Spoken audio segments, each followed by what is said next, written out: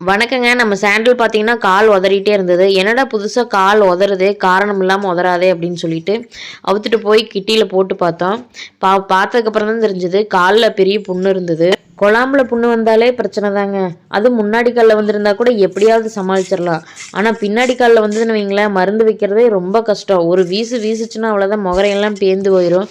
நாங்களே பயந்துட்டு தான் செஞ்சோம். கிட்டியில போட்டு பார்த்தீங்கன்னா, பின்னாடி கால கட்டி அப்பவும் நாங்க கால தூக்குறக்கு ட்ரை பண்றோம். கால் வந்து நல்லா ஸ்ட்ராங்கா வச்சுக்கிச்சு. அந்த நாங்க போட்டிருக்கிறது வந்து பொட்டாசியம் பர்மானேட். அதில வந்து கால் நல்லா ஊற வச்சோம்னா, அந்த புழுவெல்லாம் ஒண்ணும் பிடிக்காது. அதுக்காக அதில வைக்கலான்னு பார்த்தோம்.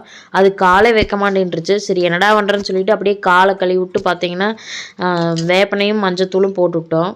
ஸ்டார்ட்டிங்லேயே பார்த்துட்டோம்னா, நம்ம வேப்பெண்ணெயும் மஞ்சத்தூளும் போட்டாலே போதுங்க, சரியா போயிரும். ரொம்ப பெருசாயிருச்சுனா தான் அப்புறம் டாக்டர கூப்பிடணும், ஊசி போடணும். ரொம்ப பாங்கு பண்ண வேண்டியதா இருக்கும். இவ தாங்க பொண்ணு. இவ உண்மையாலுமே பரவாயில்லைங்க. இவளுக்கும் பின்னாடி கால்ல தான் புண்ணு வந்திருக்குது. அவள விட பெருசாவே வந்திருக்குது. ஆனா இருந்தாலும் மருந்து வைக்கிறதுக்கெல்லாம் ரொம்பவே கோஆப்ரேட் பண்ணா. நாங்க அப்படியே வந்து அத கழுவிவுட்டு தான் சிஞ்சர் ஊத்தி அப்புறம் இதுக்கு வேப்பெண்ணெய் மஞ்சத்தூள் வச்சோம். மாடு வந்து காரணம் இல்லாம வந்து கால் உதறாதுங்க. ஏன்னா கால்ல புண்ணு வந்தா தான் கால் உதறும். நாம வந்து அத முன்னாடியே கவனமா பார்த்துக்கணும். இல்லைன்னா குழாம்புல புண்ணு வந்துருச்சுன்னா ரொம்ப சிரமமா போயிரும். ஸ்டார்ட்டிங்லேயே பார்த்துட்டோம்னா நம்ம சரி பண்ணிரலாம். அப்படியே நம்ம சேனலை சப்ஸ்கிரைப் பண்ணுங்க.